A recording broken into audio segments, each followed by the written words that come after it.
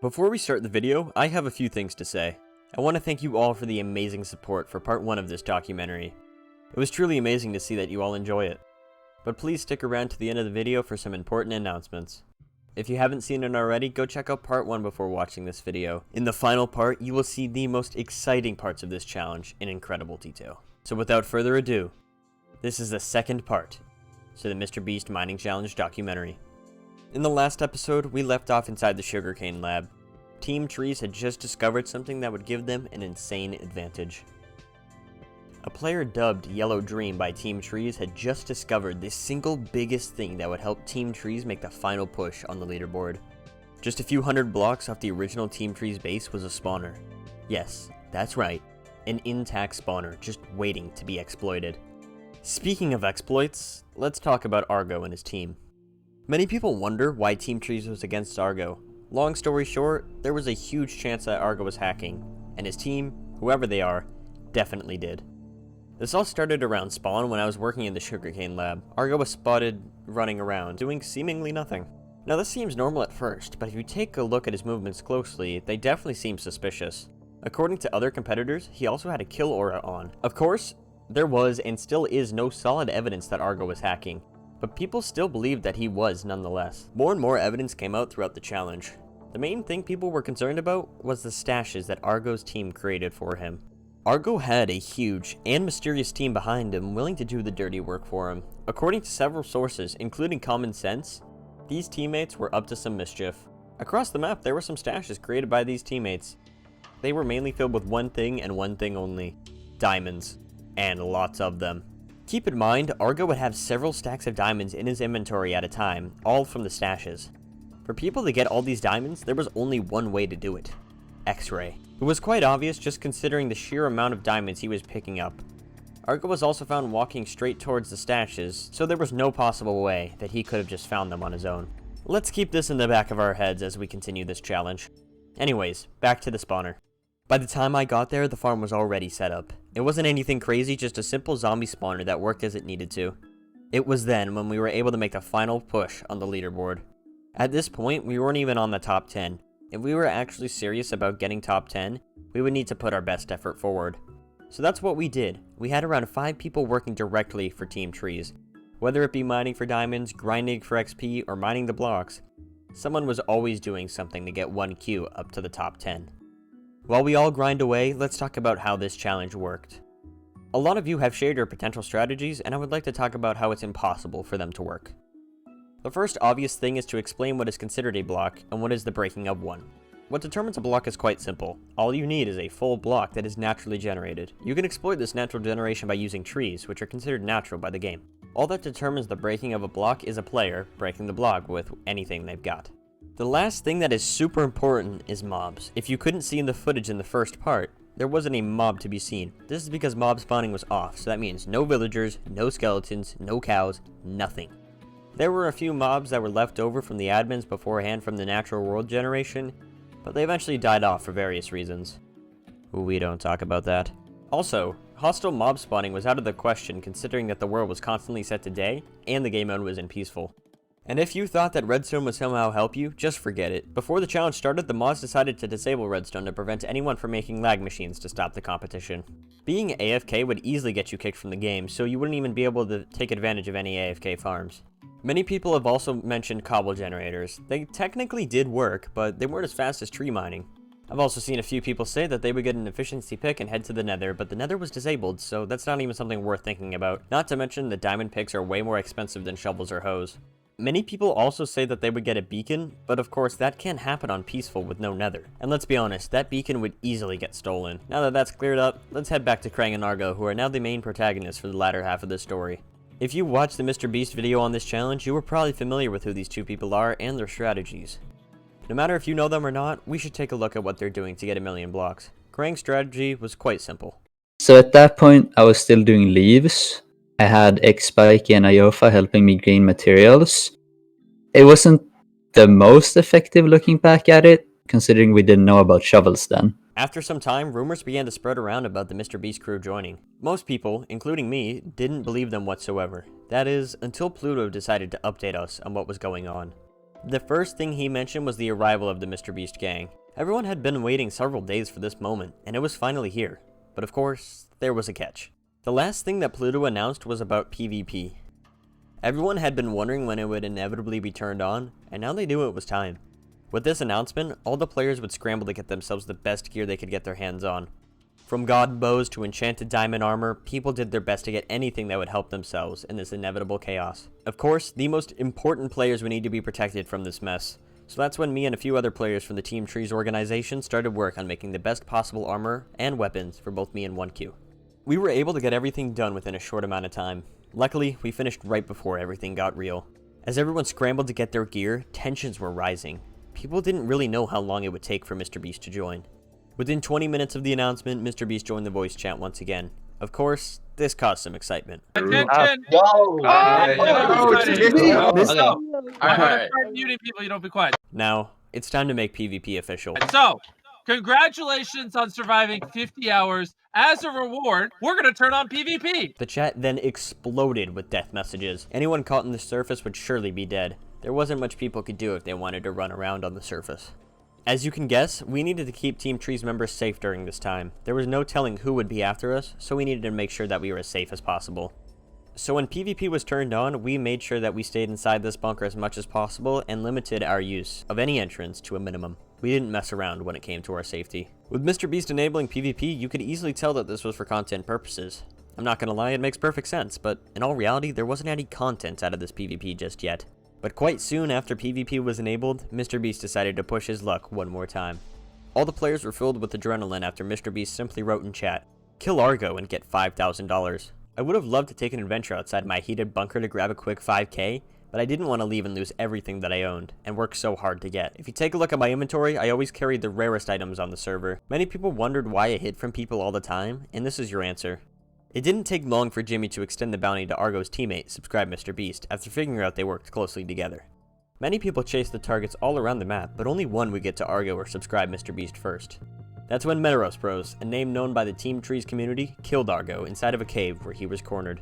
So what went through your head when you killed him? At first, I was kind of shocked because I didn't really believe that I was going to actually get 5k, but when I killed him and I got moved into a call with Chris and Pluto and everyone, I was just shocked. It wasn't long before Subscribe MrBeast fell into the pressure and combat log near spawn. This wasn't the smartest move considering that people were right on his tail. It wasn't long before people thought of some ideas to catch Subscribe MrBeast when he logged back on. That's when someone thought of digging out a giant hole so he couldn't go anywhere. The few players that were up close to him got a good idea of his general location, so they started to dig. Soon after everyone dug a sizable hole, Subscribe MrBeast logged back in. Somehow, someway, a player by the name of Prolix, a player known to strongly dislike Team Trees, killed Subscribe MrBeast. Many people believed that Prolix and Subscribe MrBeast worked together. Let's go talk to our winner for the bounty on Subscribe MrBeast. So what went through your head when you killed him? Well, so the first thing that came to my mind was, holy shit, I just won 5k. And I was freaking out. The first thing I did was scream out loud. My mom came in the room. She was mad at me because I hadn't slept for like 3 days. But I told her I won 5k and she didn't believe me at first. It took like a month for her to realize that it was in fact real. There were just so many emotions. It was incredible. It's the best moment of my life. During this whole time, people were taking advantage of people's deaths. When people would die, they would go back to their spawn where there was no beds for players to use. With all these people at spawn, people used this to their advantage. Countless methods of grief were being used. Many players would build lava casts around spawn to trap people, but the most destructive method was boats. It might not seem like much, but they really pack a punch in larger numbers. Turns out, if you place enough boats in one place, you can severely damage someone's frame rate. So that's when a group of griefers banded together to make it happen. Let's just say it worked because the lag was so bad that the admins had to step in and remove them. They even had to disable block placing in and around spawn to get the grief to stop. But by far, the most detrimental grief was the spawn trapping. This was something that affected anyone who set their spawn on a certain bed. When everyone was digging out the hole to trap Subscribe MrBeast, someone placed a bed so they would spawn right there in case something went wrong. Well, something went wrong. Someone decided to be a doll and throw some lava on top of it. Keep in mind, there could have been 30 to 75 people digging out that chunk. That means 30 to 75 people were constantly dying from the lava trap. Many people lost their items from that, so I'm glad I didn't leave my bunker. this spawn trapping went around for 15 minutes before someone was able to break the bed. With all this destruction, someone had to fix it, so that's where the mods stepped in. All the mods decided that it would be a good idea to make spawn a safer place, as well as giving people a free level 30 enchanting setup. I'm not going to lie, this was an awesome idea. While all this was happening, Argo was still doing the same things. There was so many accusations of Argo possibly hacking that the mods just decided to make sure they weren't true. They investigated him, but of course, they found nothing. So they decided to think of something quite clever. Argo would have to stream and be in the VC every time that he logged on, so that there was no way he could be cheating. This worked out, for the most part. Over the next few hours, I went back and forth from the spawner to enchant things over there for 1Q. Speaking of 1Q, let's check in on him. So what kept you going at this point? One of my main motivators was that I had promised our team a chance to get at least on the leaderboard, and since we had succeeded this, and I still felt I had plenty of time to compete, I wanted to aim at least for top 3 now. I would have felt like I let down our team if I didn't hold our promise. With the current place that 1Q's at, he could easily get into the top 5. Eventually, PvP would prove to worsen the server. Considering how large the player list was, the chance of hackers joining and causing damage was at an all-time high. With PvP enabled, the hacker situation would only get worse, with many players losing rare items and armor they had on them. Of course, the mods didn't want people to be too heated, so that's when they made the decision to disable PvP. Of course, this was an amazing feeling considering that I was hiding inside a bunker to avoid it. Now that being on the surface is a lot safer, people started to re-embark on their projects. So that's when Fidget Ice started the Team Trees restoration project. It was just absolutely destroyed, blocks everywhere. You couldn't even get through to the center. So I just started working on the restoration and people joined from there. I think at one point we had like 5 to 10 people, somewhere around there, all helping out with the restoration, just working on getting the lines of trees for shearing set up and everything. People working on improving the base and also taking away a lot of the Dreeft blocks like stone, wood that were just randomly placed about. To be honest, I'm quite glad that someone decided to take on Team Trees once again. For most people, it was the only sense of community that they had inside this challenge. With the challenge nearing its end, someone needs to give in and put the challenge to rest. This all started with me. During this whole challenge, I've made it very, very clear that I wanted to be in the Mr. Beast video. Obviously, I didn't make it. The admins knew how much I wanted to be in it, so they did their best to make it happen. So they dragged me into a recording VC, and I had no idea what happened. Turns out, Magic Baguette needed me to record. I didn't even process the fact that I would soon be sending the footage to him, but that's a story for later. I was also told just to do whatever I was doing, so I headed back to my spawner to get some more XP. When I was crossing the final bridge, a message appeared in chat. It simply stated that spawners would be removed soon. Knowing how much our spawner helped us climb the leaderboard all the way up to 4th place, I sprinted over to my spawner as fast as I could. I knew they weren't joking, but I still wanted to hope that they were. All the emotions were running through my head, and I knew this would spell the end for Team Trees. It was just a matter of time. As I entered the tunnel to the spawner, I heard it. It was a simple block breaking. It was over. I rushed into the room where the spawner was located, and it was gone. At this point, Team Trees had no way of climbing on the leaderboard. After some talking with 1Q, we decided to stop competing in the challenge directly and help someone who you all know and love. Krang was the perfect choice for a partnership due to Team Trees being extremely friendly with him. We've done many trades with him in the past, so we knew that we could trust him. We weren't looking for any money, but we just simply wanted to continue to be useful to someone and have a place to send our resources to. Once I got the 1Q himself, going there, giving me the set and whatever, that was...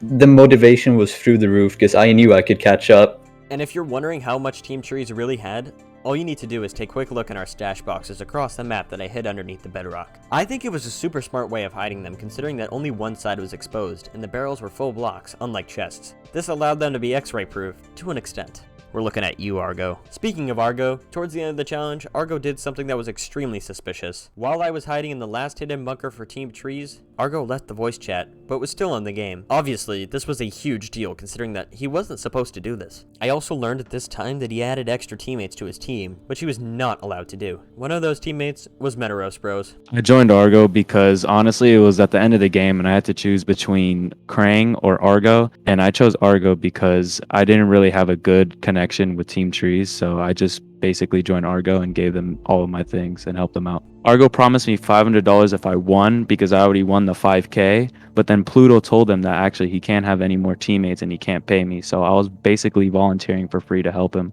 But finally, people would see this challenge come to an end. With both sides feuding between each other, tensions would soon be at their highest. On both sides, there was people trying to stop Krang and Argo. With Team Trees officially joining Krang's side, there was a lot more people attempting to slow Argo down than Krang. But Krang wasn't ahead of Argo, but rather he was behind. But of course, the good guys always win, right? And that's what happened. With Team Trees' help, Krang was easily able to zoom through all the blocks and quickly take the lead. Everyone was rooting for him, and we were all hyped up. Within a short amount of time of Krang taking first place, the 1 millionth block wasn't far away. Krang was within 500 blocks when the unthinkable happened. Krang somehow disconnected from the server, and he wasn't able to log in for around 2.5 minutes. This was all super scary considering that Argo was still climbing and he could easily catch up and take the dub. But like I said before, the good guys always win. So that's when Krang logged back in and finally mined his 1 millionth block. The chat then instantly exploded with messages congratulating Krang and thanking Team Trees for all their effort. I think I started crying at 2k blocks away, and at the final block, it was just a mix of like relief, just excitement, just every emotion you could think of, like positive. But finally, at last, people could rest. The challenge was over. And this is when the after party started.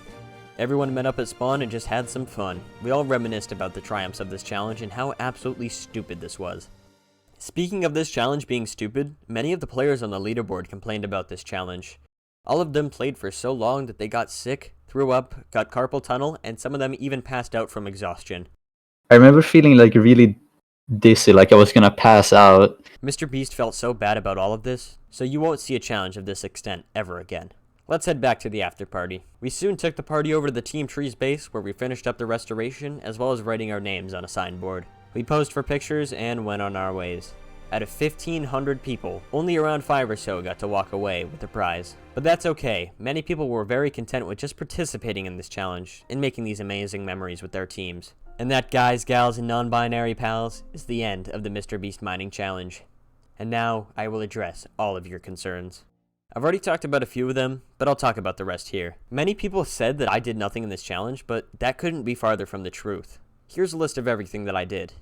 Security at Team Trees, main builder of Team Trees, sugarcane grower, animal security and transportation, community manager, leaf destroyer, explorer, secret base builder, XP grinder, tool grinder, stash creator, item security, member management for private Team Trees, and intelligence gathering. But of course, I know nothing, as someone in the comment section would clearly know more than me. Regarding the comment about 30k not being enough for this challenge, it's quite good reasoning. If you've seen any of the other MrBeast challenges, you would clearly be able to tell that you could do a lot less for a lot more money. Obviously, this didn't go over well with anyone in this challenge. The whole reason 1Q kept going on the leaderboard is because he wanted to prove to MrBeast that this whole challenge sucked and it shouldn't have existed. Hopefully that will clear some things up with you guys in the comment section. Obviously, no hate to any of you. But now that I have a huge fan base, I want to know what type of content you want to see from me. My favorite type of video to make has always been my Gorecraft series, and I would really like to continue that if possible. And I'm always open for recommendations for video ideas, and you can send them into my Discord if you'd like. I also want to thank you guys so much for all the amazing support on part 1 of this documentary. I loved reading all of your comments, and honestly, some of them made me cry. I've never seen this many people enjoy what I do, so it's amazing to see that you all like what I've created. Something that a few of you may have been wondering is why I made this documentary. I truly felt as if the video wouldn't truly capture the events of this challenge, so I decided to start this project even before the video came out. I also got absolutely nothing from this challenge directly, as 1Q was paid 5k, but he couldn't split it due to his financial situation, as well as him being a minor. But now's the time to plug everything before I head out. In the description, you can find all the socials that I have, including my own Discord. If you haven't noticed, only 0.5% of my viewers are subscribed, so make sure that you subscribe if you haven't already. Now that I have everything out of the way, I want to finish this video off with a bang. It's time to pay a tribute to everyone that didn't make it in this video, as well as MrBeast's. So here is a collection of all the screenshots gathered from this challenge. Thank you all for watching, and I'll see you guys in the next video. Bye.